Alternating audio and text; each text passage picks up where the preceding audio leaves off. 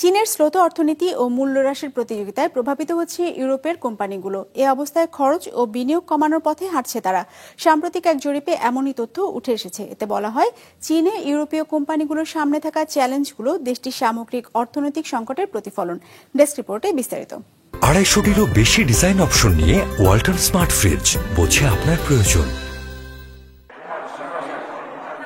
চীনের আবাসন খাত দীর্ঘদিন হলো সংকটময় সময় পার করছে। ভোক্তা ব্যয় বেড়ে যাওয়ায় দেশটিতে ফ্ল্যাট বিক্রি কমেছে আশঙ্কাজনক হারে। বিভিন্ন আবাসন এলাকায় ভুতুড়ে অবস্থা বিরাজ করছে। লাভ তো দূরের কথা, কোন রকম ব্যবসায় টিকে আছে কোম্পানিগুলো। বেইজিং এর অভ্যন্তরীণ খাত সংকুচিত হওয়ায় চাপে পড়েছে উৎপাদনমুখী শিল্পগুলো। এই ঘাটতি পুষিয়ে নিতে বিভিন্নভাবে রপ্তানি বাড়াচ্ছিল চীন। তবে ইউরোপ ও আমেরিকার সাথে চলমান বাণিজ্য উত্তেজনা চীনের স্থানীয় শিল্পকে ক্ষতিগ্রস্ত করতে পারে, এমনটা বলা হয় গবেষণা প্রতিবেদনে। European Union chamber of commerce in China business confidence survey 2025-এর প্রতিবেদনে এসব উঠে আসে।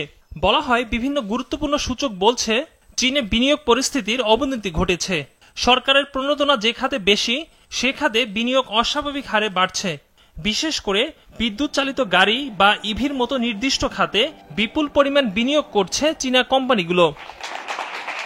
চাহিদা কমে যাওয়ায় উৎপাদন সক্ষমতা অনেক বেশি থাকার পরও উৎপাদন কমিয়ে দিয়েছে দেশটির কারখানাগুলো। এই অনিশ্চয়তায় মুনাফার পরিমাণ কমেছে কোম্পানিগুলোর। এদিকে ইউরোপীয় ইউনিয়ন দেশীয় কারখানা ও কর্মীদের সুরক্ষা দিতে গত বছর চীনা ইভির উপর শুল্ক আরোপ করেছিল।